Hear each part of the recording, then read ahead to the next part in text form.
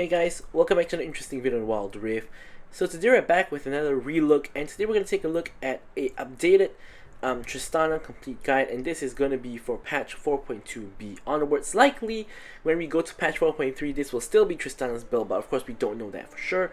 But basically same as the Vayne updated complete guide we did a couple of days ago.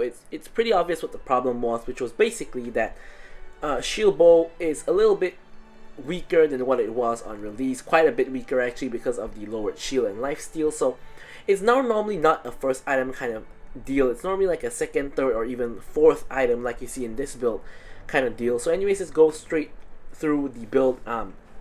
First off, we're going to start with Phantom Dancer. So Phantom Dancer basically just gives us mainly attack speed and of course movement speed for kiting as well. Gives us only 25 attack damage. So at the beginning of the game, when you get Phantom Dancer, you're not going to be doing a lot of damage because you don't really have a lot of AD. However, what you do have is attack speed, so you can stack up your bomb a lot more quickly, and you know, that's sort of an advantage. So your second item, you have a choice. You can either go for IE or you can go for Navori, but you go for the other one third. So personally, I like going for IE second. So going for IE second, of course, gives you the huge injection of damage because of the AD and the increased crit damage you have. And on two items, you're gonna start feeling the power. Of course, by the time you get here, it's gonna be at Tristana's mid game power trough. So unless you're extremely ahead, you aren't gonna be extremely powerful. But when you hit three items, when you get the Devouring Quick Blades, you're gonna get more AD again, crit. You're gonna get the cooldown, and of course the cooldown on your abilities. Now I think Navori is like a core item on Tristana because number one, with Navori, your Q is going to be permanently up. So you're going to have permanent attack speed increase, and combined with the Phantom Dancer attack speed, you're going to have so much attack speed. Number two, this is going to put your E off cooldown a lot more often, and therefore you can output a lot more damage because of your bomb. And finally, this is even a factor for your W, because you don't forget your W, it recently just got that nerf where it's going to be 22 seconds base cooldown, and therefore with the Navori, if you're not getting a reset, which you know is the case sometimes, you can get that cooldown back really quickly, and Navori just gets a lot of value. And finally, for our last crit item, we're gonna finally go into Immortal Shield Bow, of course, for yet even more AD attack speed crit, as well as the most important part, which is the Lifeline passive. So in my opinion, because of Tristana having the core items of Phantom Dancer, IE, and Navori, I wouldn't really transfer Immortal Shield Bow forward any further. If I really had to, I would do something like this. I would go for Navori second, Shield Bow third, and IE fourth. But as I mentioned, I don't really recommend pushing Shield Bow too much forward because generally isn't a very strong item at the current stages. So finally, for your armor penetration item, you go for the Maul Reminder, again AD, armor penetration, and grievous wounds. You can also swap this a little bit earlier if you want, like maybe let's say after IE or after Navori if you really need the armor penetration, only if you're really desperate for the armor penetration. So for the runes, we go for Conqueror because we have a lot of attack speed from Phantom Dancer, and as well as the cooldown for Navori Quick Blade, meaning that our Q is going to be permanently up. Means we don't really need more attack speed, so Conqueror is good. Then we go for Hunter Vampirism for the Vamp. Of course, we go for Bone Plating for the Anti-Burst, or Perseverance if you need it. And finally, for your last option, since I have Ghost, I don't really go for Nimbus Cloak. If you have Exhaust, or even if you have Ghost, you can of course go for Nimbus Cloak. And really there aren't really too many good options. This Transcendence is a waste because you have Navori, so I sort of just default to Sweet Tooth, which does help me in lane and also just later in the game from time to time. Finally, for the spells, I like to go for Flash and Ghost if possible. I say if possible because Ghost is sort of like a really good spell for Tristana because you can, especially in the later levels, like mid-game onwards, you start getting a lot of range. So you can actually just kite people out by, you know, just running away and kiting, or you can even chase people down. But Exhaust, whereas, is mainly useful in the early game because with Exhaust, you really only get to use Exhaust in the earlier stages of the game, because in the later stages, generally you're too far away to use Exhaust. So it's generally a more early game thing where you jump in, you exhaust someone, and you try to burst them down with your bomb. The only time you get to use it in the late game is if there are assassins that can jump onto you, then Exhaust could be a game changer. So really, it's sort of a really 50-50 between Exhaust and Ghost. If you really need Exhaust, take Exhaust. If you don't, go for the Ghost. So it's either or is good. So also, Reminder to, of course, check out Tristana's basic guide for, of course, her skills, leveling order, as well as combos and tips and tricks. But with all that said, let's jump straight into the gameplay. Okay, so now we're jumping straight into the gameplay. So, of course, don't forget to like, comment, and subscribe. Any questions, queries, or remarks, feel free to leave them in the comments below, and I will, of course, be sure to address them. Also, I'm sure you guys know this if you guys have, watched my tier list video for patch 4.2b, but I personally believe that Tristana is the best ADC at the moment. The only reason why I think she's not a lot more popular is the fact that she's actually relatively difficult to play. She doesn't seem like very difficult to play, but she kind of really is, because the biggest problem with Tristana is, especially in the early game, most of your damage comes from your bomb. And because of Wild Rift's control system, where like in PC, if you want to put your bomb on someone, all you need to do is put your cursor over the person and press your E. Whereas in Wild Rift, you kind of have to like drag the bomb onto the person you want to put it to, and if you try to auto-target the bomb, plenty of time, it's going to randomly target a minion or like the wrong champion. So because of that, Tristana is actually relatively difficult to play, at least in my opinion. I know that when I was picking up Tristana, I definitely had that problem, a lot. And even now, sometimes if I'm not on the ball, like if I'm not concentrating when I'm playing Tristana, if I'm autopiloting, sometimes I jump onto an enemy target and I end up putting a bomb onto a minion, which is basically you auto lose the trade because of your own mistake. So that kind of is a barrier to kind of playing Tristana. But of course, when you get over like how to use her E properly, Tristana kind of becomes a very, very strong champion. However, Tristana has a really strange playstyle as well. Firstly, she has very strong power spikes on level 2, level 3, and level 5. So you generally are trying to look for an all-in at level 2, 3, and 5. Of course you can't be all-inning in every single level, but you want to generally try to take an all-in at level 2 or level 3, and if you can't, level 5. So here you can see I have a 1 HP Leona, I have a dead Leona, so I can't really take an all-in level 3. So I'm gonna perhaps try to look for level 5 to all-in. Here, my team, just look at what we did here. So you guys noticed there when we jumped in, I put the bomb on the minion behind because I thought that the only person in range was going to be the enemy champion. But turns out while I was in the jump, that last minion was still in range, and the auto target put the bomb on the minion. So you guys can see that, if you ever use auto target on your bomb, disaster happens. So, even I'm a victim of that, and sometimes I just auto-target because I'm thinking nothing else is in range, I can just bomb the enemy champion. But little did I know that a random minion is in range, and it kind of screwed that whole situation up. So yeah, you can see that, this is sort of a big problem when it comes to Tristana. The only way you can avoid the problem is don't use auto-target, but even people who are good at Tristana sometimes get lazy and they just use auto-target anyways. But yeah, so anyways, as I was trying to mention, Tristana sort of has a very different playstyle in my opinion to a lot of other ADCs. In the early game you're strong, but you're only strong if you're all in. So to take advantage of Tristana's early game power, you have to jump in, literally jump directly on top of an enemy champion, and that's not something that a lot of players like to do, including myself. You really have to go in on a champion to get yourself a lead and such. If you don't, you can't get a hit, and if you don't get a hit, you're going to be really weak in mid game because of the way Tristana's champion is designed. She is weak in the mid game, and she's only strong in the early and the late game. But as I mentioned, you're only strong in the early game if you play aggressive and you jump on top of the champion. Like this, here you can see, I'm going to jump straight onto Seraphine's hit. You can see I'm just going to ult her, and here is that level 5 all-in that I was telling you about. Here, Jin is trying his best. He's kiting away and trying to trade the kill onto Leona. He does get the trade kill onto Leona, but I get the kill on him afterwards. So overall, we managed to get a 2-for-1 trade, which is, of course, great.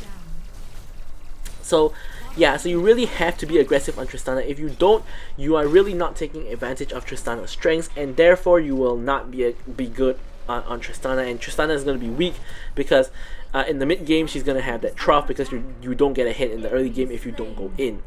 So back to the playstyle thing. So in the late game, it's sort of a different story. Where in the late game, Tristana has massive range. She has the longest range in the game at level 15. I think only Jinx Rocket at level 15 rank 4 is higher range than Tristana's auto attacks, if I'm not mistaken.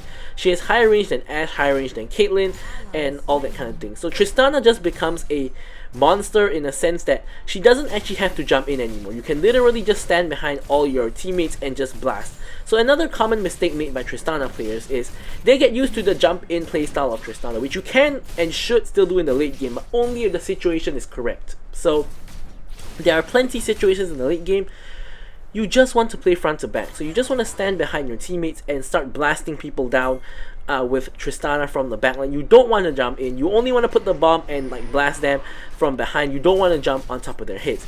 You only want to jump in if, like, you know, there are squishy targets that you can kill. Like, let's say I can jump in on a Jhin if he's alone. I don't want to jump in on Echo, Kayn, or Volibear majority of the time, sorry, unless the situation calls for it. Like, let's say like, you know, it's a 1/3 HP Volibear, for example. I might want to jump in on him and finish the kill, but more or less majority of the time you don't really want to jump in. So that's kind of the deal with Tristana. She sort of has a huge playstyle change. Like, if you're the type of player who loves to jump in and you love Tristana's early game, you may not want to do that in the late game, and you have to realize that you shouldn't be doing that. Likewise, if you're the kind of player who likes to play safe, you have to realize you can only do that in the late game and you can't do that in the early game. So Tristana sort of has a mix between two playstyles, which is another reason why, you know, she's really difficult to play. And if I'm being very honest, I don't really enjoy playing Tristana. Like the champion doesn't really vibe with me in a sense that she's not the most enjoyable champion for me to play. However, you know, I can play Tristana relatively well, and I generally like playing, you know, whatever champion is strong and meta at the moment, which is kind of the main reason why I chose to learn all the ADCs. You can see I'm making videos on every single ADC. And of course, we still haven't made videos on some like Zeri and Twitch, which are definitely going to be coming out real soon. Ezreal as well. Or rather, I think that when I'm making this video, because I'm recording this before, I think I'm actually releasing this one after Ezreal. But anyways, point being is that I like playing, you know, all of the ADCs to play whatever's strong. And yeah.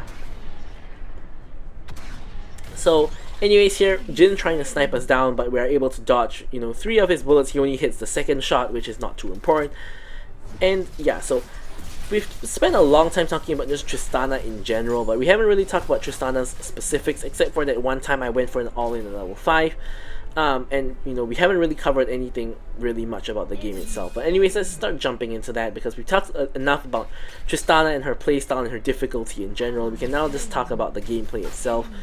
So let's take stock of our current situation. So our team has secured a dragon. All the towers of the game is still up. No first tower taken as of yet.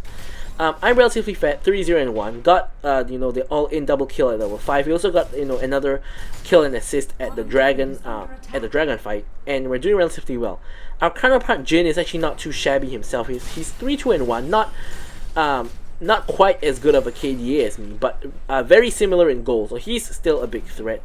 On our team, we have a very fed Warwick, a decently fed Katarina, and Pantheon as well. So my team is kind of winning as a whole. On the enemy team, of course, as I mentioned, Jhin is doing well. Volibear is doing really well as well. He's 4 and 3. Whereas Seraphine, Echo, as well as Kayn not doing too hot. Particularly the Echo, who's 0 and 6 at the moment, kind of feeding at this particular point in time. So here we're again trying to get an all-in. Unfortunately, Leona doesn't actually hit the ulti, and yeah, so something really funny about this particular game that I'm just gonna mention just for fun is that the enemy bot lane duo of the Grim Reaper and Suchi, which is like the Jhin and Seraphine, this is actually the 3rd match in a row that I'm playing against them. They weren't always bot lane. Like, I think one of the matches, like, they were like mid jungle, and some other match, like, one of them was top and the other was ADC or something like that. But I played against them like 3 matches in a row. This is like the 3rd match that I'm playing against them. I've won the past 2 matches against them, so this is like the 3rd match against them. It's kind of strange how you match up like against the same people again and again. I think maybe because like the player base is not very high in higher elo, so you a lot of times match up against the same people a couple of matches in a row. So it's not really a rarity, but it's just something really interesting that I matched up against the same 2 people 3 games in a row. But anyways, so here, you know, we have already have our Phantom Dancer in our IE. So here we're on our mid game. mid-game trough actually, but because we're decently ahead, we're 3-0-1, you're not going to feel it so much in this game, which is really good. Here, Seraphine, I think she was actually trying to bait here, but she ends up kind of failing miserably, and I basically just all-in her before Katarina and Leona even try to go in. That was basically a solo kill right there, even though like I mean basically Leona and Katarina were spectators in that kill. I managed to basically just burst her down by sidestepping her E, and yeah. So we're gonna pick up the Gluttonous Greaves in this particular match because there's a lot of like AD damage. I mean Echo at this point is kind of semi-negligible. We mainly have to worry about Volibear and his auto attacks. Same goes with Jhin and even Kayn to some extent. Of course, Kayn is, you know, that bursty assassin, which we have to be very scared of, particularly after the buffs to the 2 items he has now. There's a buff to Ghostblade and a buff to Essence Reaver, and of course, that makes this a lot more scary of a situation for us. Now, the interesting thing I've seen a lot is a lot of people actually go for Serpent's... Did I say Essence Reaver just now? I meant Serpent's Fang. A lot of people actually go for Serpent's Fang, even though there's not a lot of shielding on the team. Like, if you take a look at my team, Warwick, Katarina, Leona, Pantheon, and myself, none of us have any shielding unless someone builds someone has barrier, which no one does, or like someone builds a gargoyles. So I'm not quite sure why people are building Serpent's Fang even though there's no shielding. I mean, I get that 15 lethality is a lot, but you could also go for Duskblade, which also has 15 lethality. I think it's like marginally more expensive. You should probably go for Duskblade to get like the extra slow passive, and you get the same amount of lethality as well, and I think better base stats if I'm not wrong. So I'm not quite sure why a lot of people are building Serpent's Fang when there's no shielding on the enemy team. So I think probably that's, in my opinion, that's definitely a mistake, and I think that kind of needs to be improved upon, you know, by the assassin players and such. So anyways, we're not here to discuss about assassin builds, we're here to discuss about Tristana. So here you can see kind of transitioning into that mid-late game. I'm level 11 now. I have very decent range. It's not like the longest range in the game at the moment, but you know, I can still play front and back at this point in time, which is kind of what I'm doing here. I'm just sitting behind and blasting people, but when the time is right, I can jump in if I need to. So here you can see Pantheon is going in. He's tanking tower, so I'm jumping straight in. Here I actually ult the Jhin away because I thought that with my ult plus auto combo I would be able to kill. You can see I have the crying emote here because I missed judged my damage. So unfortunately we gave him a free escape instead of getting a free kill, which is definitely not what you want to see, but you know, that's not, you know, that was just basically a calculation mistake by me. I thought I had the damage to kill him, but I really did not. Okay, so anyways, here we're just going to go into the enemy jungle and start denying camps. I was trying to deny the blue buff there, but we end up, I think the blue buff ends up getting sniped by Jhin.